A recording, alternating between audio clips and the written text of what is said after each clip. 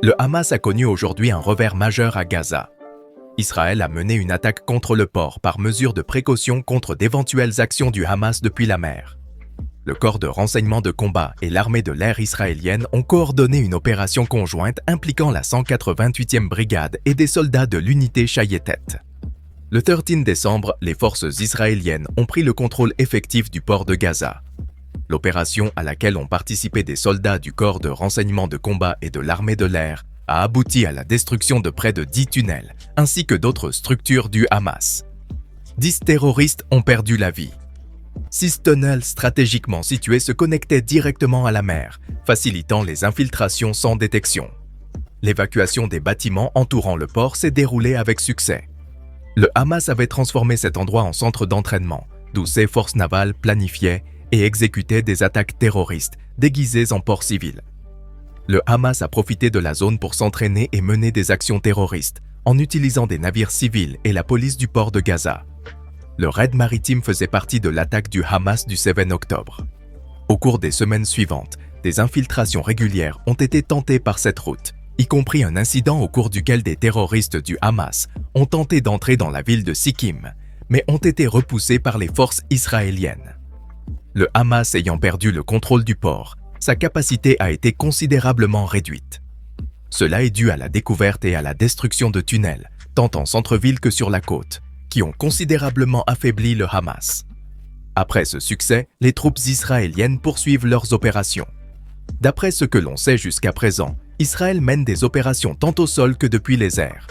Aujourd'hui, des affrontements ont eu lieu en mer dans la zone de la plage de Sikkim, au nord de la bande de Gaza.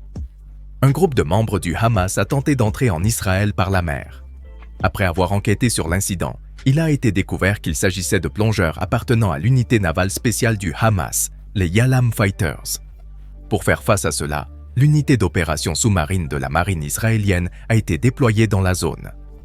Les membres de l'unité de Yalam ont réussi à combler la brèche. Depuis le 7 octobre et les jours suivants, les commandos navals du Hamas ont continué à tenter d'entrer en Israël.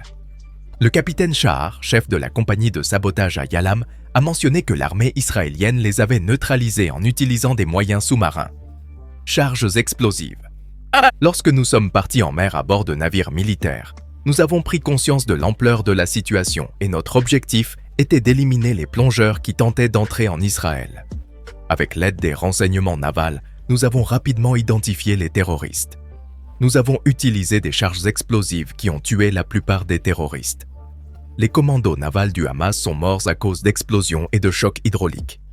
Ceux qui ont survécu ont été touchés par des tirs sur la plage alors qu'ils tentaient de sortir de l'eau. 16 tentatives ont été répétées et l'armée israélienne a finalement dû récupérer le matériel des saboteurs dans les fonds marins. La défaite des membres du Hamas a entraîné le naufrage de nombreux corps et armes dans la mer, avec une visibilité réduite. Les plongeurs des forces de défense israéliennes ont minutieusement récupéré les armes ennemies dans les fonds marins, notamment des explosifs, des munitions, des lance-grenades, des gilets explosifs, des armes et bien plus encore. Actuellement, les membres de Yalam, en coopération avec Shayetet 13, unité spéciale, et d'autres divisions de la marine israélienne, surveillent la frontière maritime près de Gaza. Yalam répond activement à tout signe de tentative d'intrusion. Des engins explosifs sont placés au point d'accès à l'eau utilisés par les membres du Hamas afin de les dissuader. Des charges explosives sont utilisées pour contrer les plongeurs ennemis. Le capitaine Shahar a ajouté des informations pertinentes. Bien que les militants du Hamas soient expérimentés, la marine israélienne est plus nombreuse que ce groupe en termes de taille et de capacité. Il est précisé qu'aucun terroriste entrant dans l'eau ne pourra en ressortir vivant. En outre, les forces de défense israéliennes ont signalé que des unités de reconnaissance de la brigade Na avaient découvert et neutralisé des armes et du matériel appartenant aux forces navales du Hamas dans le camp de Shati, situé dans la ville de Gaza.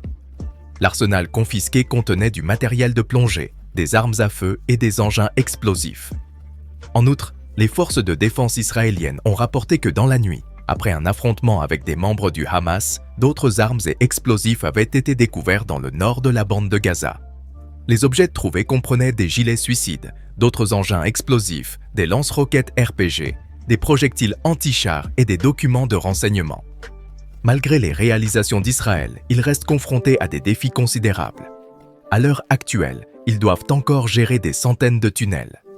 L'un des plus grands défis auxquels sont confrontées les forces israéliennes lors des opérations terrestres à Gaza est le vaste réseau de tunnels souterrains utilisé par le Hamas.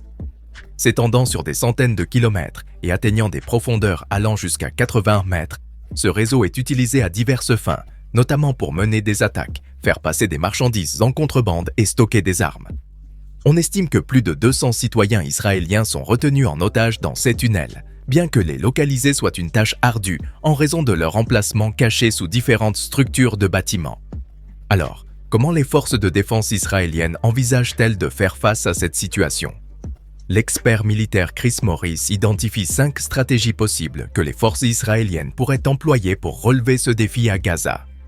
Les stratégies proposées par les forces de défense israéliennes pour s'attaquer au réseau de tunnels comprennent plusieurs options tactiques. La première alternative consiste en le déploiement de forces spéciales spécialement entraînées et équipées pour relever ce défi. Cette unité hautement qualifiée et équipée propose des tests psychologiques pour garantir votre préparation mentale. Dans un premier temps, des drones seront utilisés pour détecter d'éventuels pièges et obtenir des preuves d'activité dans les tunnels. Cependant, l'affrontement direct dans ces tunnels est considéré comme la dernière option, préférant les fermer si possible. La deuxième option consiste à détruire les entrées des tunnels à l'aide d'explosifs. Bien qu'il existe des méthodes primitives à cet effet, le plus grand défi consiste à identifier les entrées. Néanmoins, fermer les tunnels serait efficace, même s'il est important de savoir ce qui se trouve sous terre. La troisième option consiste à utiliser des bombes à mousse pour bloquer les entrées. Ces bombes chimiques créent une mousse durcie qui scelle les tunnels, bien qu'il s'agisse d'une solution temporaire car la mousse peut être éliminée au fil du temps. La quatrième stratégie consisterait à utiliser les eaux usées pour empêcher la contrebande, une tactique précédemment utilisée par l'Égypte. Bien qu'efficace d'un point de vue militaire, cette action pourrait aggraver la crise humanitaire déjà présente dans la région. La dernière option envisage une attaque aérienne comme mesure visant à neutraliser les tunnels, en utilisant des armes avancées capables de pénétrer dans le sol. Même si ces armes de précision peuvent être efficaces, leur utilisation peut causer des dégâts importants. Ces options offrent un aperçu des stratégies possibles que les forces de défense israéliennes envisagent pour gérer le réseau de tunnels à Gaza.